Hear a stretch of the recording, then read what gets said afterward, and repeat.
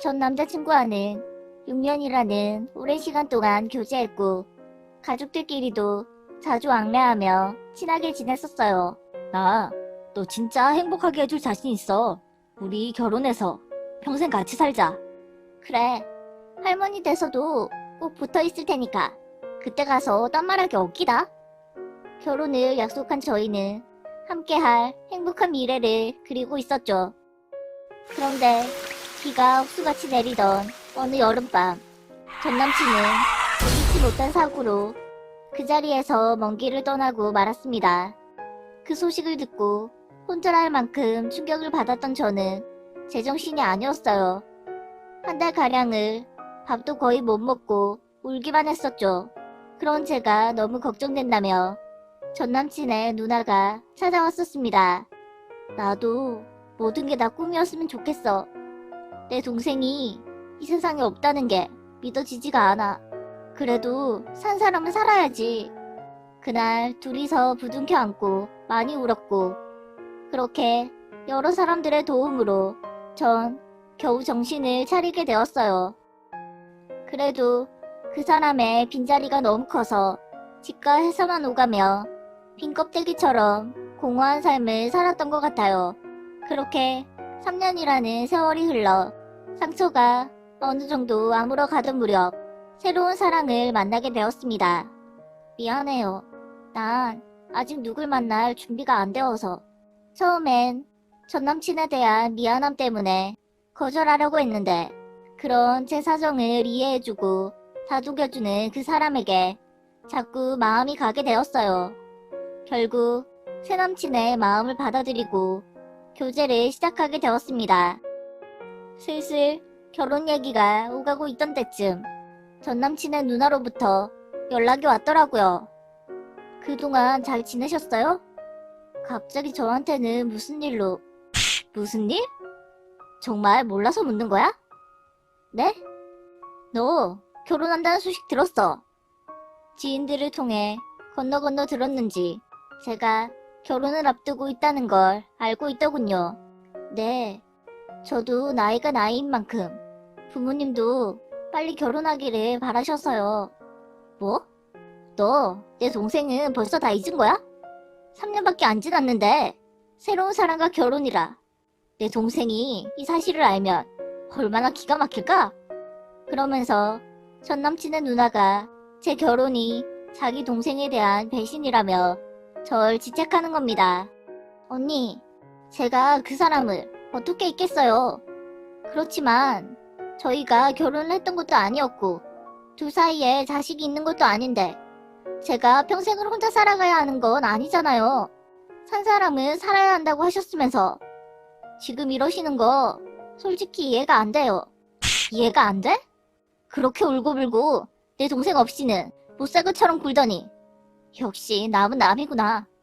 우리 가족은 아직도 하루하루 숨쉬기도 힘든데 넌 다른 남자와 결혼할 만큼 멀쩡한가 봐? 그런 게 아니라 전 남친 누나와의 통화 후 만감이 교차하더라고요. 제가 그 사람이 아닌 다른 남자와 결혼하려는 게 정말 잘못인 것 같은 죄책감이 밀려오기도 했죠. 그런데 얼마 후 운명의 장난처럼 전 남친의 누나와 길에서 맞닥뜨린 거예요. 어? 그럼 그쪽이 결혼한다던. 네, 안녕하세요. 대단하시네요. 사정 다 알고도 결혼하신다면서요? 얘가 남자 잡아먹는 팔자면 어쩌려고 그래요?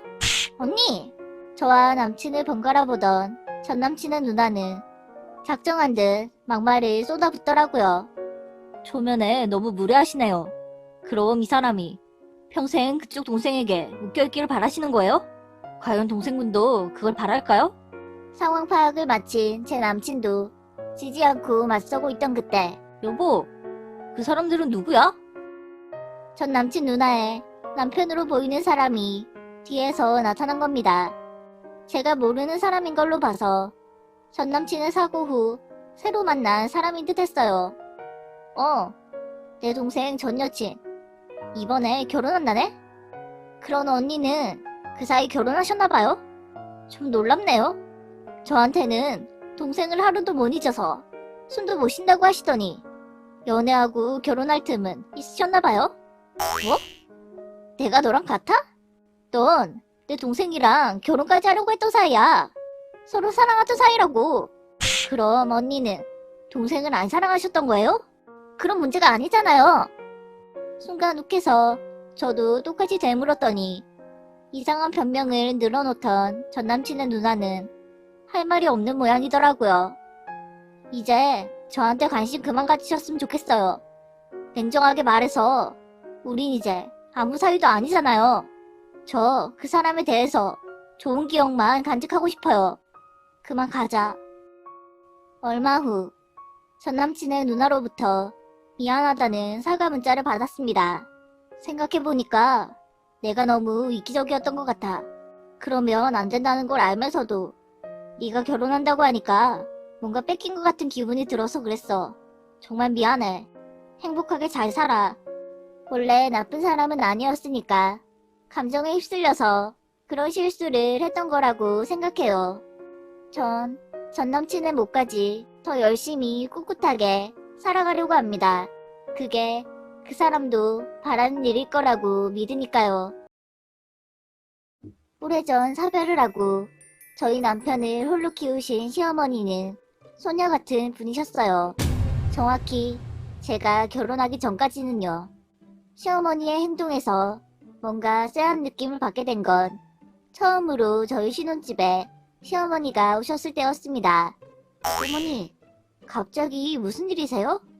오신다고 연락 주셨으면 저녁 준비를 미리 해뒀을 텐데요. 미안. 연락한다는 걸 깜빡했네. 음식은 지금부터 하면 되지. 나 집 구경 좀 하고 있을 테니까 얼른 준비해. 네, 그럼 조금만 기다리세요. 남편 퇴근이 늦는 날이어서 먼저 퇴근한 제가 쉬고 있는데 시어머니가 불쑥 찾아오신 겁니다. 당황해서 허둥지둥 음식을 하느라 정신이 없던 사이 안방 쪽에서 뭔가 깨지는 소리가 들리더라고요.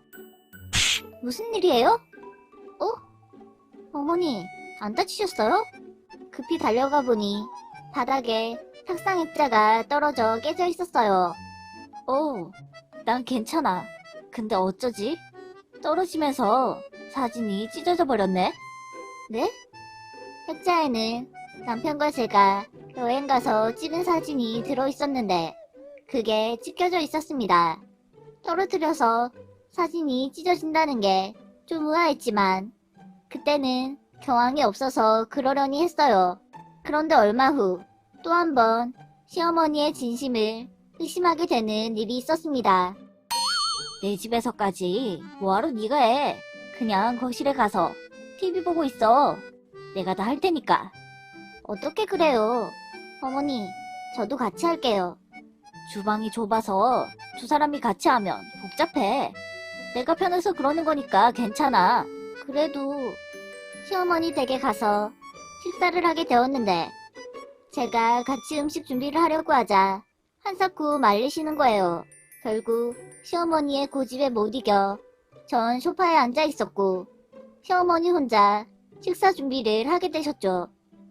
그런데 얼마 후 전날 야근을 해서 자고 있다가 깬 남편이 방에서 나오자 시어머니가 갑자기 허리를 두드리면서 힘든 척을 하시는 겁니다. 남편이 오해하기 딱 좋게 말이죠. 또 이런 일도 있었어요. 저번에 당신이 엄마한테 사드린 빵 너무 맛있었다고 좋아하시던데? 착한 며느리가 들어와서 행복하다고 칭찬하시더라고. 그래? 그럼 다음에 또 사다 드려야겠다. 제가 사드렸던 빵이 맛있었다고 남편에게 따로 얘기하셨다길래 시어머니를 기쁘게 해드리고 싶은 마음에 혼자 사들고 찾아갔더니 너 나 당뇨 있는 거 알면서 이런 거 자꾸 사오면 어떡해? 일부러 사오는 거니? 네? 어머니가 빵 맛있게 드셨다고 해서 죄송해요. 절대 그런 뜻은 아니었어요. 갑자기 돌변해서 저한테 화를 내시더라고요. 한 번은 제가 사드린 옷을 남편이 있는 자리에서는 엄청 고마워하셔놓고 나중에 걸레로 쓰고 있는 걸 알게 된 일도 있었습니다. 그 후로도 남편과 제 앞에서 두 얼굴을 하시는 시어머니 때문에 지친 전 모든 걸 솔직하게 털어놓기로 했어요. 뭐? 우리 엄마 그런 사람 아닌 거 알잖아. 당신이 뭔가 오해했겠지. 나도 내 착각이었으면 좋겠지만 진짜 이상하다니까? 남편의 반응은 예상대로 자기 엄마는 절대 그럴 리가 없다는 거였죠. 나 그동안 당신 기분 나쁠까봐 이런 말은 안 했는데 저번에 식사 준비할 때 좀 도와드리지. 엄마 그날 엄청 힘드셨대. 우리 엄마 허리 안 좋은 거 알면서. 어머니가 그러셨다고? 난 계속 도와드린다고 했는데 같이 하면 불편해서 싫다고 하신 건 어머니야. 그건 며느리를 생각해서 하신 말이겠지. 그걸 곧이곧대로 받아들이면 어떡해. 한술 더 떠서 계속 자기 엄마 편만 들더라고요. 결국 오해들이 쌓여 남편과 크게 다투게 되었습니다. 이대로 가만히 있다가 진짜 제가 다 뒤집었을 것 같다는 생각에 남편에게 자기 엄마의 실체를 알려주기로 했어요. 그때부터 일부러 시어머니 연락은 다 무시하며 버텼습니다. 열흘 정도 그랬더니 쌓일 만큼 쌓이셨겠죠. 시어머니 화를 잔뜩 돋은 저는 남편 앞에서 스피커폰을 켜고 전화를 받았습니다. 여보세요? 야, 너 뭐하는 애야? 시엄마 알기를 얼마나 우습게 알면 이따위로 행동을 해? 내가 너 이럴 것 같아서 처음부터 마음에 안 들었어. 우리 아들 짝으로 안 어울리는 거 하는 수 없이 허락했더니 제가 뭘 그렇게 잘못해서 그렇게 미워하시는 거예요? 당분간 통화 어렵다고 미리 말씀드렸잖아요. 멋대로 통보해 놓으면 끝이야? 뭐 때문에 전화를 못 받겠다는 건데? 어머니야말로 왜 그렇게 저한테만 자주 전화를 하셔야 하는 건데요? 어차피 지금처럼 화만 내실 거면서 용건만 말씀하세요. 용건? 이참에 이 버르장머리 고쳐주려고 그런다. 너 내일 당장 내 집으로 와. 왜요? 또 혼자 일 다 하신 척하면서 그이한테 이르시려고요? 저 어머니 일부러 그러시는 거 다 알아요. 저희 집 액자도 사진 찢은 거 감추려고 떨어뜨리셨던 거죠? 제가 이 사실을 다 말해버리면 어쩌려고 그러시는 거예요? 뭐? 그래, 얘기해라. 누가 무섭나? 내 아들이 그 말 들으면 날 믿겠니? 널 믿겠니? 걔 어릴 때부터 엄마밖에 모르는 애였고 지금도 내 말이라면 깜빡 죽는 거 몰라? 엄마! 그때 듣고 있던 남편이 못 참겠던지 폰을 뺐더라고요. 뭐야? 네가 왜 거기 있어? 그게 중요한 게 아니잖아요. 지금까지 내 앞에서는 안 그런 척하면서 이런 식으로 이 사람 괴롭혀왔던 거예요? 난 엄마가 이런 사람인 줄은 꿈에도 몰랐어. 아니야. 네가 뭔가 오해한 거야. 내가 다 설명할게.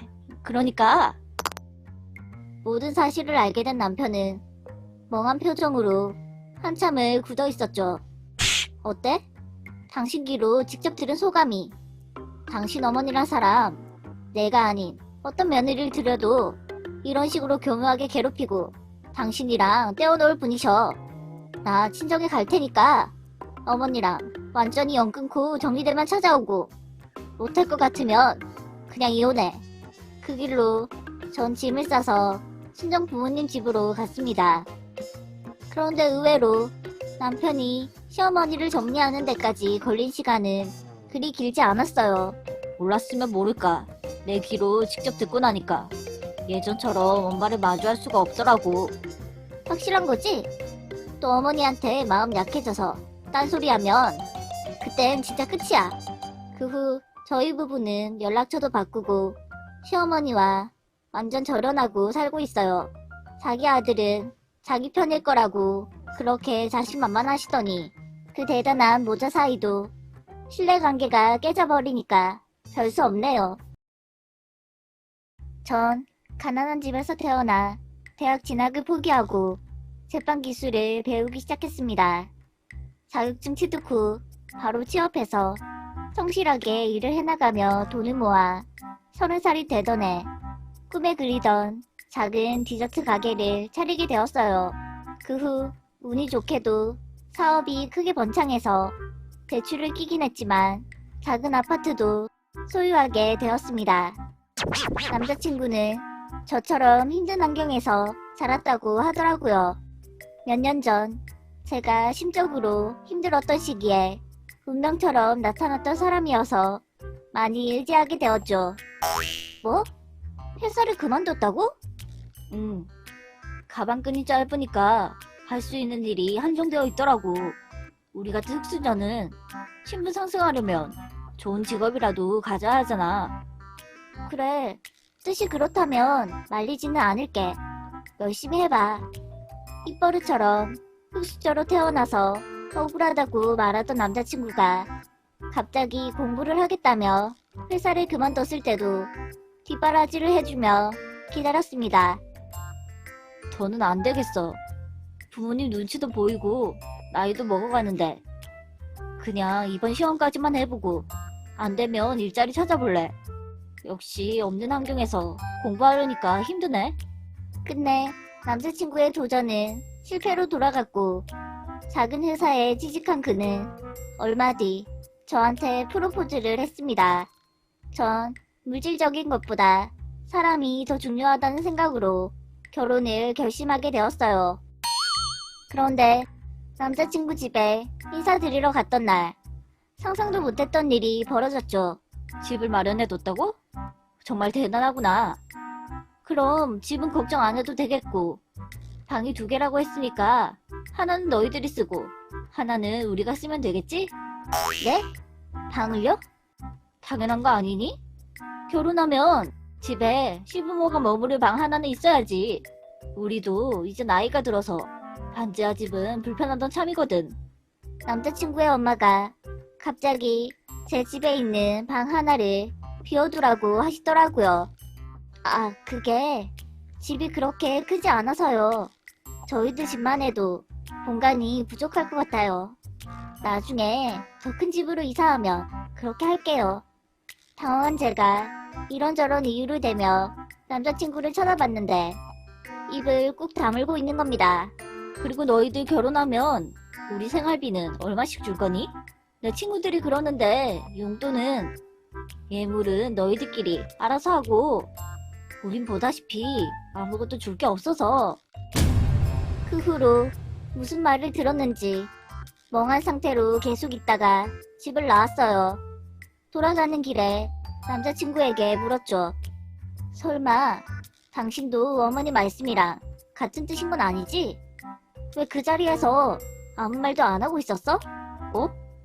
왜냐니? 당연히 그렇게 하는 거 아니었어? 뭐? 그럼 우리가 시부모님 노후까지 책임져야 된단 말이야? 당연하지. 너도 흑수저 집안에서 태어났으니까 알 거 아니야. 이 정도는 예상한 건 줄 알았지. 아니, 우리 집도 물려받을 건 없는 집안이지만 우리 부모님은 자식들한테 손 벌릴 생각 없다고 지금도 열심히 일하고 계셔. 이렇게 대놓고 책임지라고 하실 줄은 몰랐어. 워낙 억지 사셔서 그래. 내가 우리 집의 유일한 희망이었거든. 우린 방 1개만 있으면 충분하잖아. 짐은 좀 줄이면. 아니 잠깐만. 결혼하면 내 집에서 방 1칸은 시부모님한테 내어주고 그렇게 살자고? 아무리 내가 더 여유가 있어서 집을 해간다지만 이건 아니지. 염치란 게 있어야 하는 거 아니야? 염치? 그거 우리 부모님한테 하는 얘기야? 난 우리가 비슷한 처지니까 네가 이해해 줄 거라고 생각했어. 비슷한 처지? 착각하지 마. 난 대출금 남았지만 내 집도 있고 차도 있고 월 수입도 너랑은 비교가 안 돼. 그 흑수저 타령 지겹지도 않아? 뭐? 너 돈 좀 벌었다 이거야? 그래봤자 너나 나나 흑수저 인생인 건 안 변해. 아무리 잘난 척 해봤자 거기서 거기라고. 그래. 넌 평생 그렇게 살아.